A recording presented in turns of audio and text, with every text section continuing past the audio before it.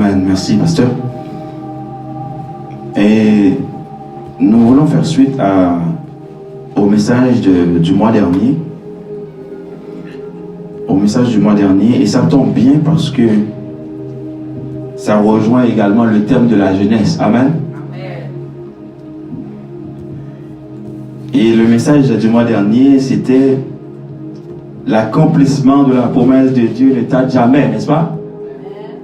Amen. Et nous avions vu avec Joseph, ses frères,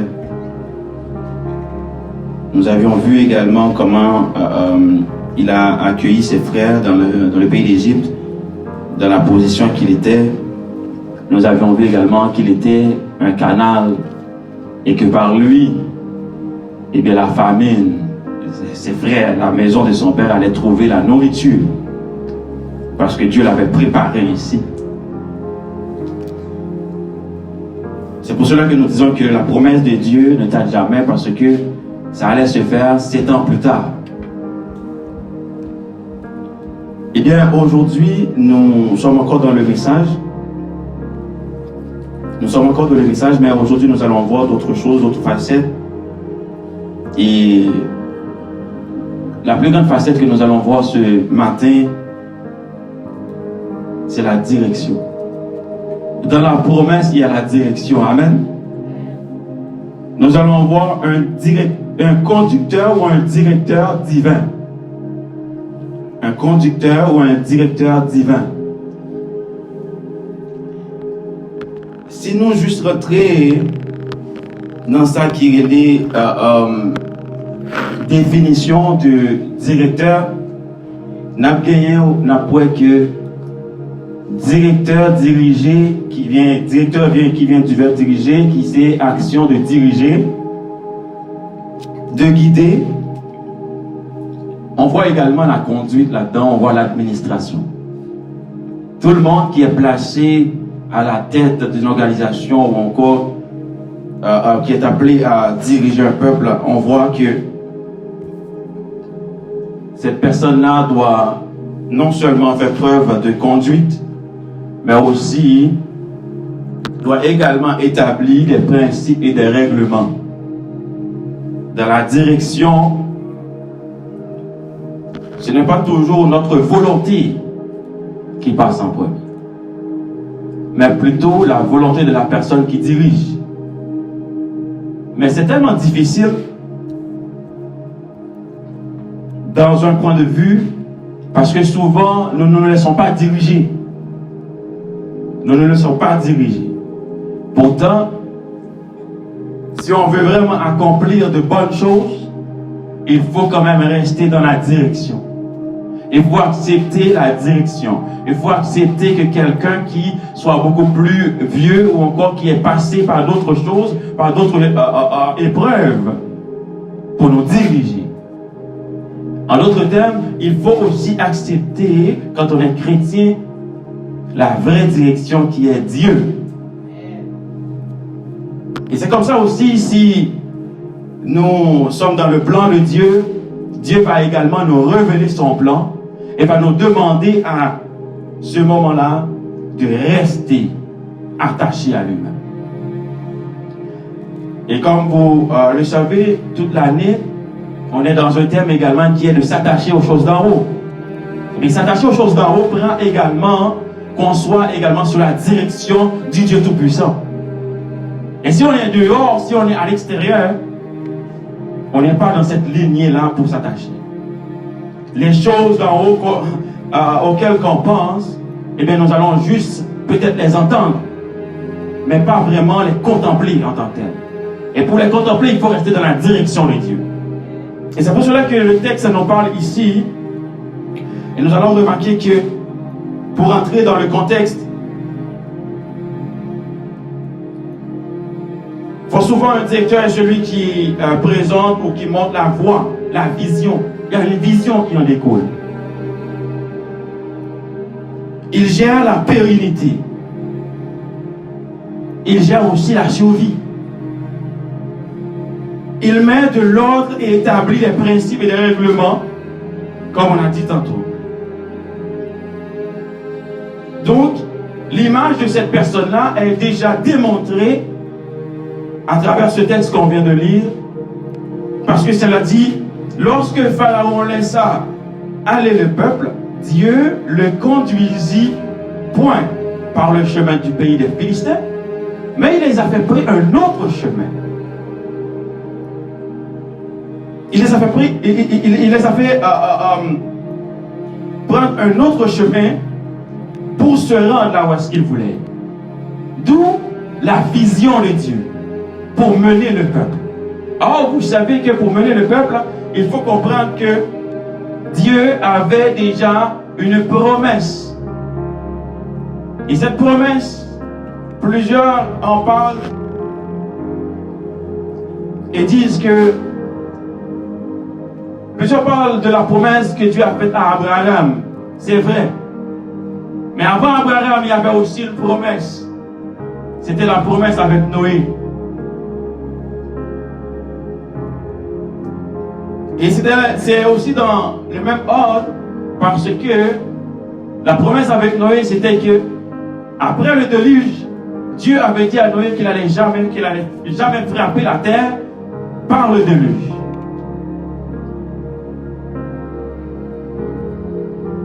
Et il va dire encore plus tard que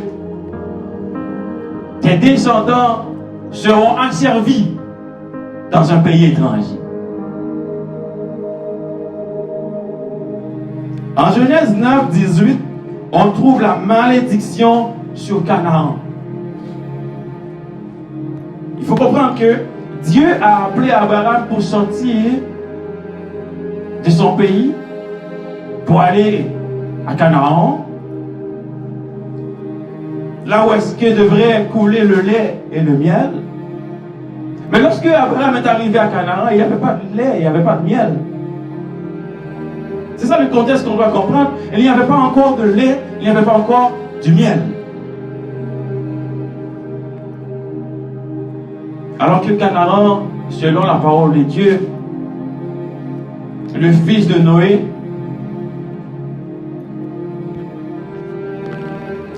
le petit-fils de Noé, le fils de Cham.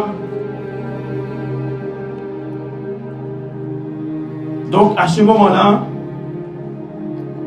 dans Genèse 9, 18, Noé allait maudire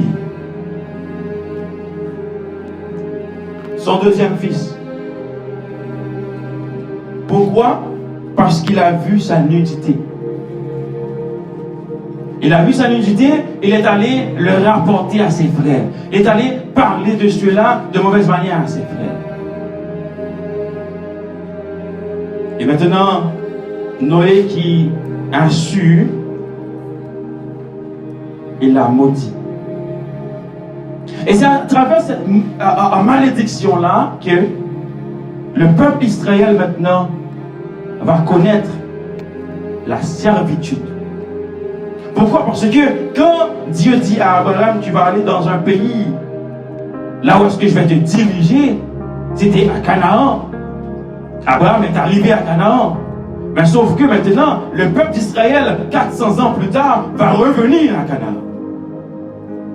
Or, au début, il n'y avait ni lait ni miel. Et Dieu a dit à Abraham que tes descendants seront également asservis dans un pays étranger. Vous comprenez qu'Abraham habitait à Canaan, il y avait des géants, il y avait des soldats. Et à ce moment-là, Abraham n'avait pas de prospérité, n'avait pas d'héritage, n'avait pas de fils. Mais il se plaignait aussi devant Dieu parce qu'il n'avait pas de fils pour l'héritier. Mais Dieu l'avait promis qu'il allait avoir un fils, qu'il allait devenir une grande nation également. Et de là à Canaan, Abraham allait enfanter. Il allait se multiplier. Et c'est ce même peuple, plus tard, qui va aller au pays d'Égypte pour aller subir l'esclavage. On a vu dimanche dernier que Joseph parlait à ses frères il disait ceci, que Dieu vous visitera et vous ferez remonter mes eaux loin d'ici.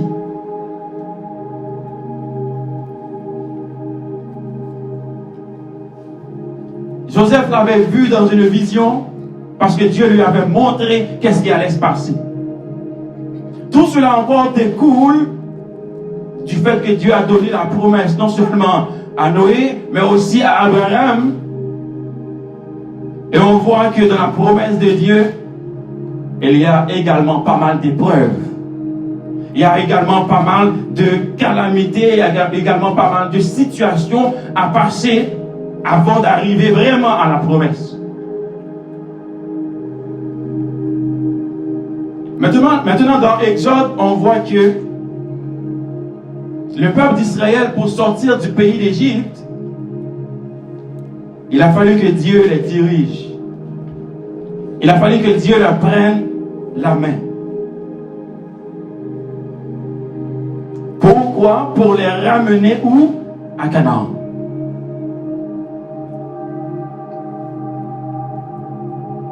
Le fils était maudit, mais ce n'était pas l'endroit qui était maudit. Amen. Parce que la parole de Dieu est oui et vérité. Le fils était maudit parce que, eh bien, dans la promesse de Dieu, le peuple aussi devait subir l'esclavage. C'est là que ça a sorti l'esclavage du peuple d'Israël. Mais ce qu'on va comprendre, c'est que dans le verset 17, il a dit, le pharaon décida de laisser partir le peuple. Mais il faut comprendre que le pharaon qui a décidé de laisser partir le peuple, ce n'est pas le pharaon qui était là au temps de Joseph.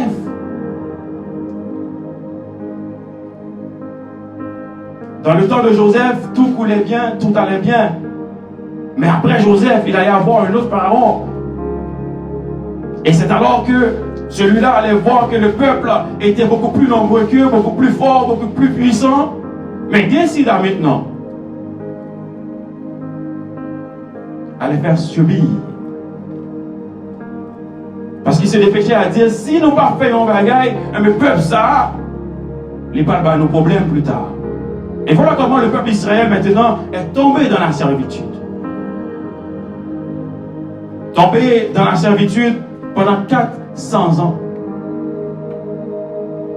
400 ans. Et vous allez comprendre que maintenant, pendant qu'il décide de laisser partir le peuple, parce que Dieu a suscité un libérateur, la personne de Moïse, pour prendre le peuple, pour amener le peuple.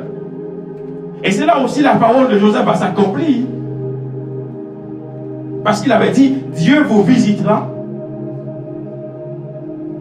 et vous ferez remonter mes eaux loin d'ici. Parce que Joseph, lui, était mort en Égypte. Mais ce qu'on comprend ici dans le verset 17, c'est que quand Dieu décide de faire quelque chose, il n'y a rien qui peut l'arrêter. Et il va passer par n'importe quel moyen possible et rien ne pourra l'arrêter. Et c'est ce qu'il a dit. J'ouvrirai une porte devant toi que personne ne peut fermer. Pourquoi maintenant Dieu a choisi de faire passer le peuple par le chemin du désert? Or, la route était beaucoup plus proche pour arriver au pays destiné par les Philistins. Vous comprendrez ici parce que le peuple n'était pas encore prêt pour affronter les Philistins. Il y a des moments dans la vie qu'on est en train de vivre. On est en train de passer par quelque chose. On attend un diplôme, on attend quelle que soit la compétence qu'on attend. Mais on n'y parvient pas encore. Mais souvent c'est aussi parce qu'on n'est pas encore prêt.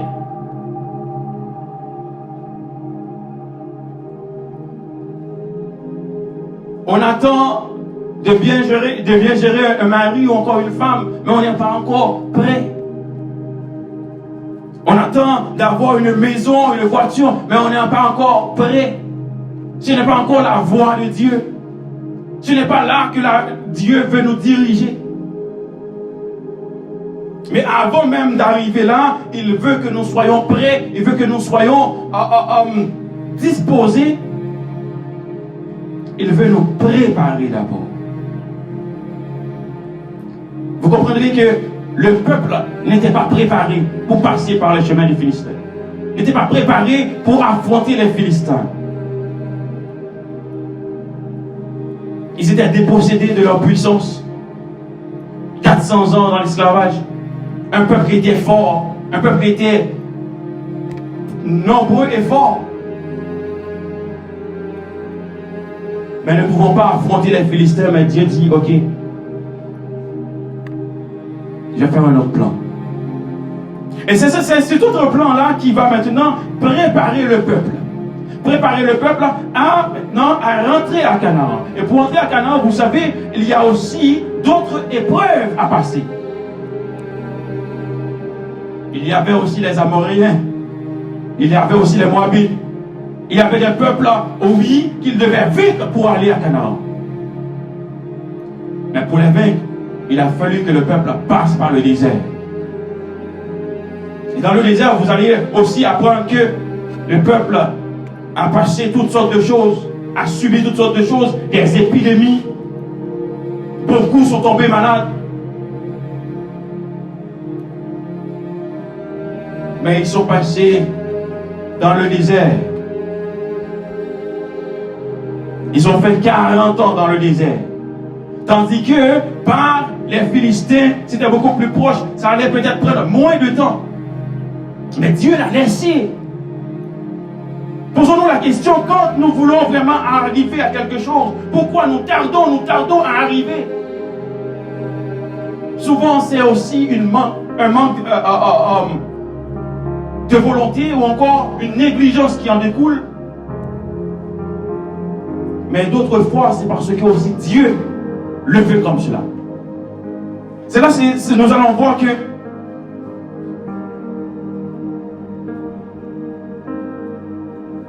puisqu'il a décidé de faire passer le peuple par un autre chemin, cette décision-là, pour le peuple, c'est pas ce que vraiment le peuple escomptait, c'est pas ce qu'il vraiment espérait, mais c'est la décision de Dieu qui compte. C'est la décision de Dieu qui est agréable. Nous allons voir comment il est agréable, parce que David dit dans le psaume 23, il dit ceci: il me fait reposer où? Dans de verts pâturages. Il me dirige où? Près des eaux qui sont paisibles. Quand on connaît qui n'est pas bon pour nous, mais c'est là bon Dieu qu'on est bon pour nous. Quand on pense que ça va marcher, mais c'est là où Dieu dit que ça c'est là pour nous passer, pour ça marcher. Mais combien que c'est difficile également d'accepter. D'accepter la direction de Dieu, d'accepter que Dieu nous amène, d'accepter aussi de se soumettre à la volonté de Dieu.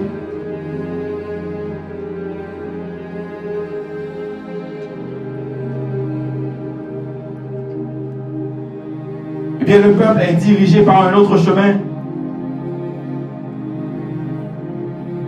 Et la parole de Dieu dit ceci: si le peuple allait se diriger par les Philistins, qu'est-ce qui allait arriver? Ils ont repenti. Ils ont repenti, ils ont voulu pour retourner encore en Égypte. Et quoi que vraiment, en arrivant au désert, ils ont dit Moïse, ça oui, ils ont dit Moïse, au lieu de quitter nos villes, mourir là. Mais plutôt de été mourir en Égypte. Mais le peuple a oublié rapide tout. Pendant les sorties en esclavage là, pendant les livres là, mais juste pour passer dans les épreuves, il voulait encore retourner. Bon Dieu qui t'en connaît déjà. Mais qui t'aime du matin, bon Dieu, tout ça n'a pas passé matin. C'est lui l'auteur. C'est lui qui trace la route au monde et comme au vent. C'est ce que le serviteur il a dit. Il conduira sans nul doute les pas de ses enfants. Peu importe le moyen, mais il va nous conduire quand même. Il va nous amener quand même. Il va nous prendre sur son dos.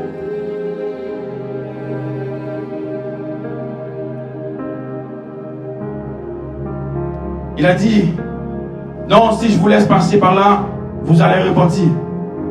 En voyant la guerre, parce qu'ils n'étaient pas prêts pour la guerre.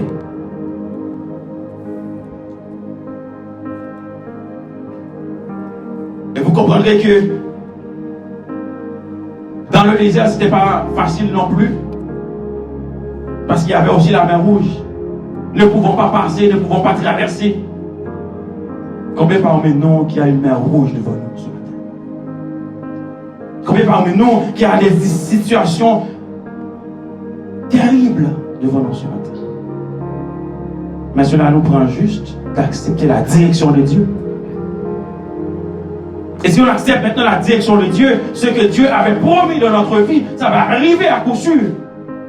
Pourquoi? Parce qu'on est dans le plan de Dieu. Joseph était dans le plan de Dieu. Il est devenu ministre après plusieurs années, même étant passé également en prison. Oui, il a fait de la prison. Mais il a gardé aussi ce qu'on appelle la dignité envers son Dieu. Dans le chemin, dans cette direction-là, il y a aussi le fait de garder sa dignité en tant que chrétien.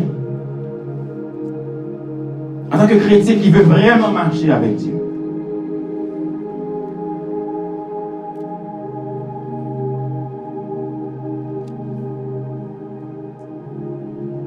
Souvent, Dieu nous fait prendre d'autres chemins. Pourquoi? Parce qu'il veut nous enseigner les choses. Il veut nous montrer les choses. Nous sommes dans une école. Psaume 27, 11 nous dit ceci. L'Éternel, enseigne-moi ta voie. Conduis-moi dans le sentier de la droiture à cause de mes détracteurs.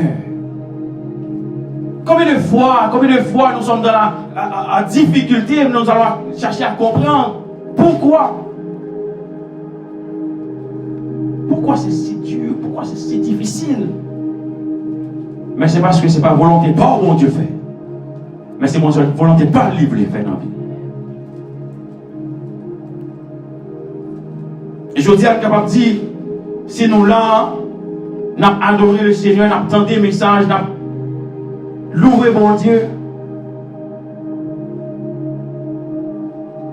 C'est parce que aussi bon Dieu voulait nous là.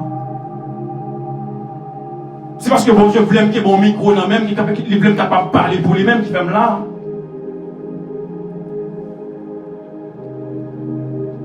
Et c'est pour cela qu'il faut comprendre les tracés, les marches que Dieu veut que nous marchions.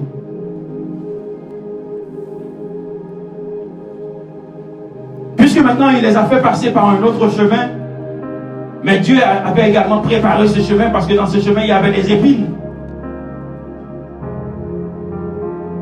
Il y avait des épines, comme je vous ai dit, pour préparer le peuple. Mais tout cela pour aussi arriver à sa promesse. Dans le verset 19, il dit ceci, Moïse prit avec lui les os de Joseph. Moïse prit avec lui les os de Joseph. Quand Dieu a appelé Moïse, Moïse était stupéfait. Moïse pensait qu'il ne pouvait pas. Moïse n'avait pas de... Pour lui, il n'avait pas de capacité. Pourtant, Moïse était où? En Égypte. Dans la plus grande civilisation. Moïse a étudié. Moïse était un homme droit. Il avait de la connaissance. Mais devant Dieu, il paraissait comme quelqu'un qui ne savait rien du tout.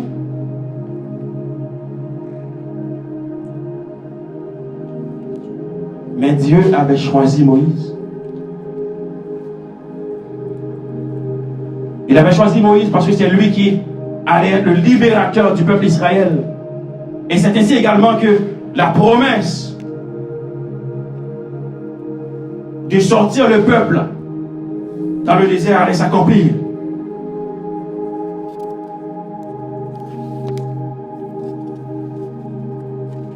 Et par le fait même que le peuple d'Israël qui sort dans l'esclavage, Moïse prie avec lui les os de Joseph. Pourquoi? Parce que Joseph avait dit que Dieu vous visitera.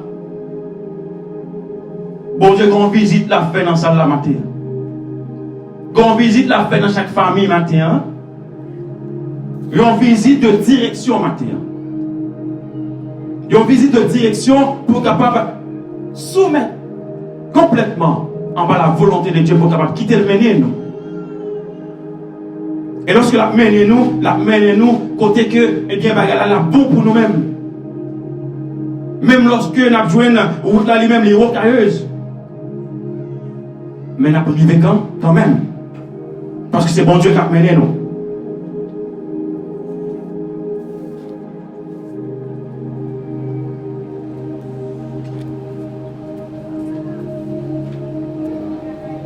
En Genèse 15, 12, 17, Dieu avertit Abraham de la servitude à laquelle ses descendants allaient être exposés.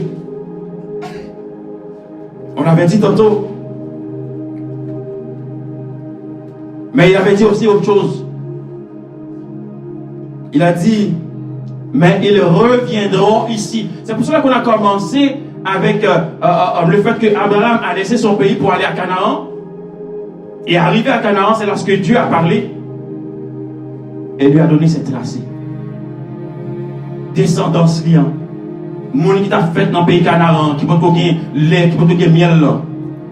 Moun sa yo qui pour aller en côté dans le pays pour capable aller en esclavage. Mais on est pour retourner encore à Canaan. Donc il faut retourner encore à Canaan. Après avoir passé 400 ans dans le désert, en servitude, 40 ans dans le désert. Mais tout cela, il a fallu accepter la direction de Dieu. Nous avons un Dieu qui connaît nos besoins. Nous avons un Dieu qui nous connaît. D'ailleurs, il est l'auteur de toutes choses. La terre, le ciel, l'univers entier lui appartient. Il décide et la chose arrive.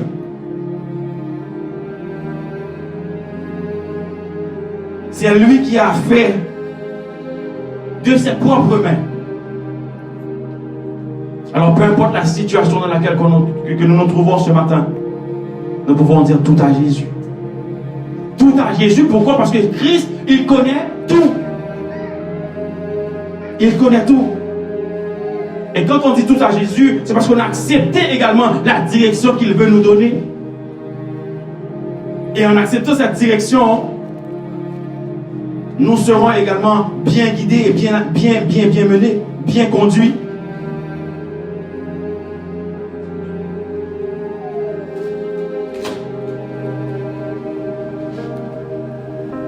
Quand c'est Dieu qui nous conduit, il nous garde dans sa main.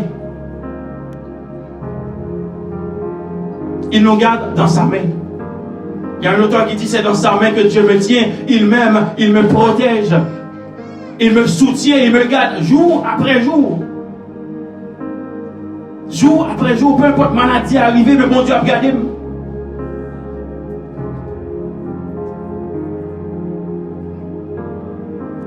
Peu importe ça, le docteur lui-même lui décidé, mais bon Dieu lui-même l'a gardé. Il fait une grâce.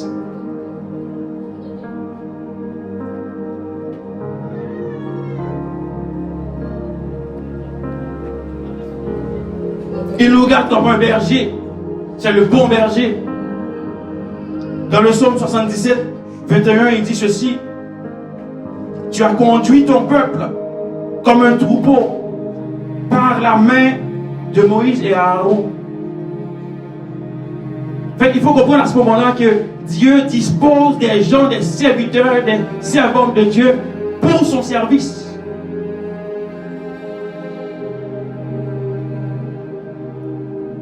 Peu importe comment bagaille la yé, peu importe comment situation est présentée, bon Dieu, mon dernier mot. Bon Dieu, mon dernier mot. Vous connaissez la vie de Moïse. Si Dieu voulait laisser mourir Moïse, il allait mourir sur le fleuve, n'est-ce pas? Si nous sommes là aujourd'hui, nous ne sommes pas morts, c'est parce que Dieu veut aussi faire quelque chose avec nous. Il veut nous utiliser, il veut continuer à nous utiliser. Peu importe la position qu'on a, peu importe la position qu'on prend pour Dieu, mais sachez qu'il l'avait préparé d'avance. C'est ce qu'il a dit. Que nous sommes nés pour les choses préparées d'avance. Dieu l'avait préparé. Dieu avait déjà préparé le libérateur du peuple à Israël, en la personne de Moïse. C'est peut-être ça tout, les patriotes mourir sur le fleuve là. C'est peut-être ça tout, pendant que l'Ial vive dans le pays égyptien, il grandit avec eux, l'école meurtre, l'école attaque, l'école tout le monde eux-mêmes. Et c'est les mêmes tout, bon Dieu parle, utiliser pour qu'on sortir ce peuple-là dans le pays d'Égypte.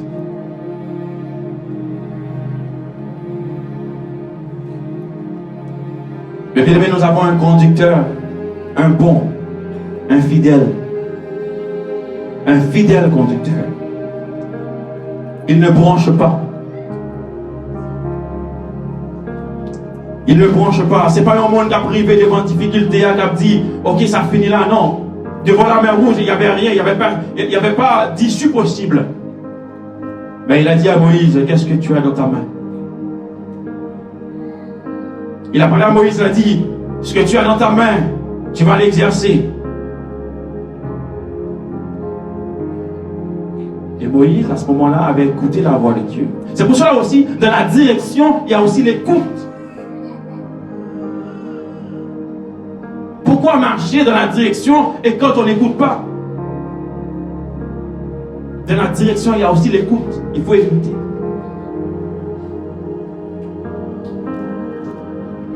Il y a un peu de monde qui attendait, mais qui ne peut pas mettre en pratique tout.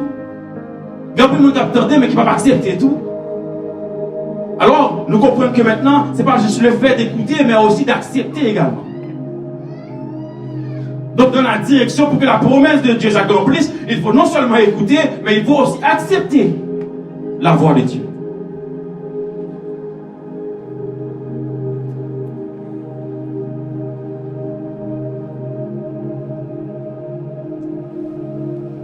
C'est un conducteur qui sait de quoi nous sommes formés.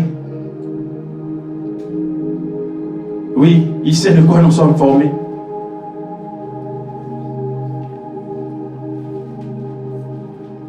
Il connaît tous nos besoins. Il connaît nos pleurs dans la nuit.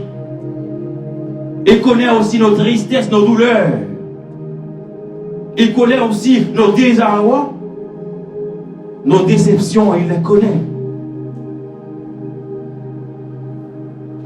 Alors pourquoi ne pas faire confiance à ce conducteur et quitter le guider nous, quitter le guider nous, quitter le mener nous, côté lui-même livré. Parce que souvent on a couru pour aller côté nous voulons, mais nous faisons fausse route. Nous tomber. Et souvent aussi là nous tomber fort. Mais comment étant donné que la parole de Dieu dit, même si le juste tombe, il va se relever, mais nous tomber, mais bon Dieu permet aussi nous de relever.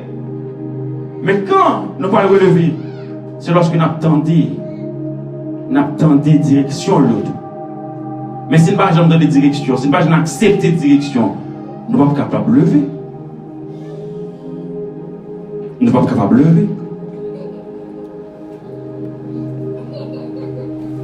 Donc pour sortir maintenant le peuple dans la servitude, bon Dieu employait en l'autre stratégie. Bon Dieu employait en l'autre stratégie. Et laissez-nous maintenant, quel que soit le combat que nous avons mené pour bon Dieu maintenant, bon Dieu il y a plusieurs stratégies pour arriver avec nous.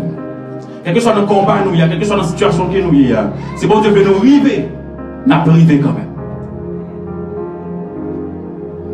Quelque chose que ça voulait faire pour lui-même. Si c'est lui-même qui parlait, si c'est lui-même qui te parle un mot, la parole envers nous.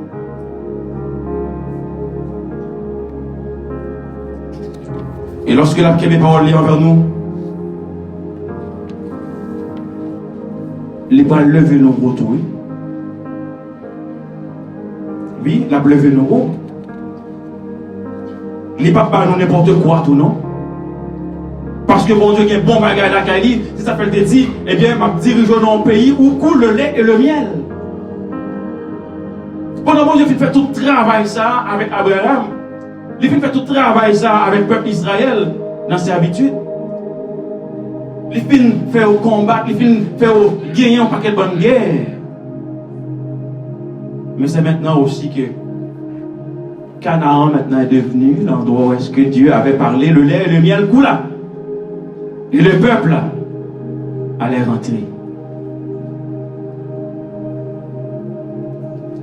Mais une dernière chose pour nous voir dans ce message ça.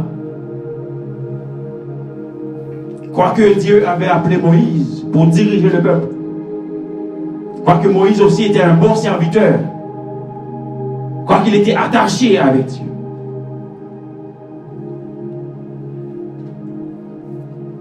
Il y a une chose à ne pas faire. Quand on est sous la direction de Dieu. La chose à ne pas faire, c'est d'aller à l'encontre de sa volonté. Moïse alla à l'encontre de sa volonté.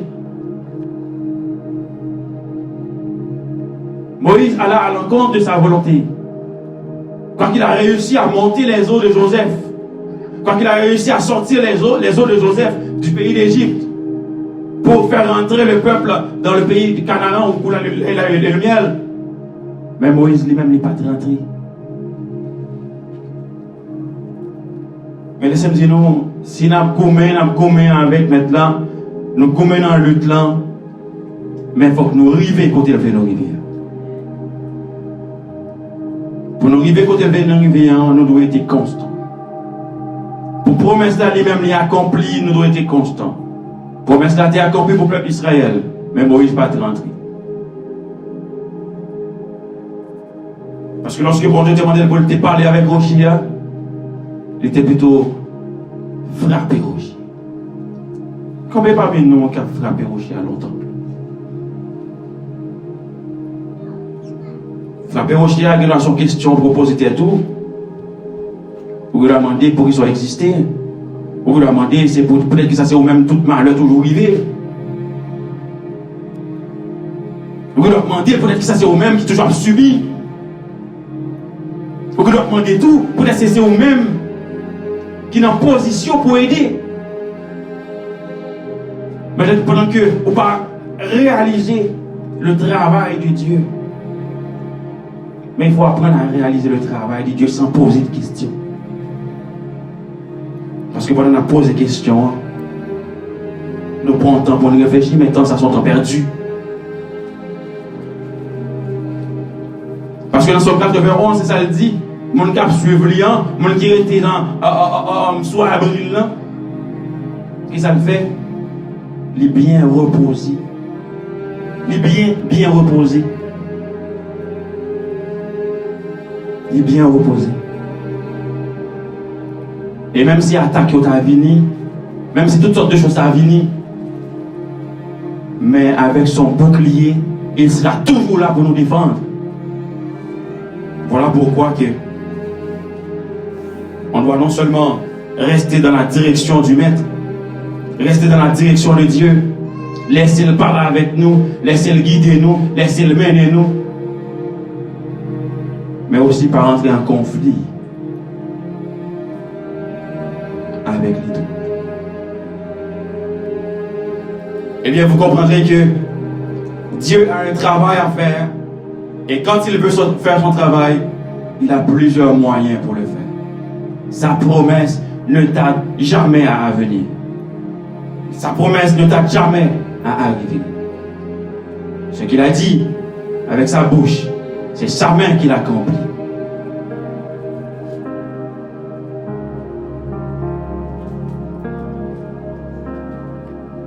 Alors, je dis, si nous vivons dans une communauté chrétienne, nous avons près de 40 ans que nous vivons, même si en pile nous pas là depuis le début, mais si bon Dieu continue, fait-nous continuer encore à vivre. Mais c'est pour nous continuer aussi à rester dans la direction de Dieu, pour nous accepter voie, pour nous accepter ordonnance. Mais c'est comme ça tout. Le travail demandé pour nous faire, n'a pas privé de faire, Jacques le veut lire. Les promesses de Dieu ne tardent jamais à venir, ne tardent jamais à arriver. Quel que soit ça que nous espérons dans la vie, si bon Dieu la donne, la privé quand même. Quel que soit ça que nous espérons dans la vie, si nous mettons bon Dieu en premier, la privé quand même. Alors, mettons Dieu en premier dans nos choses. Mettons-nous aussi à part pour Dieu. Mettons-nous aussi à part pour l'écouter, pour accepter sa direction, afin que sa promesse puisse accomplir dans notre vie. Que le Seigneur vous bénisse.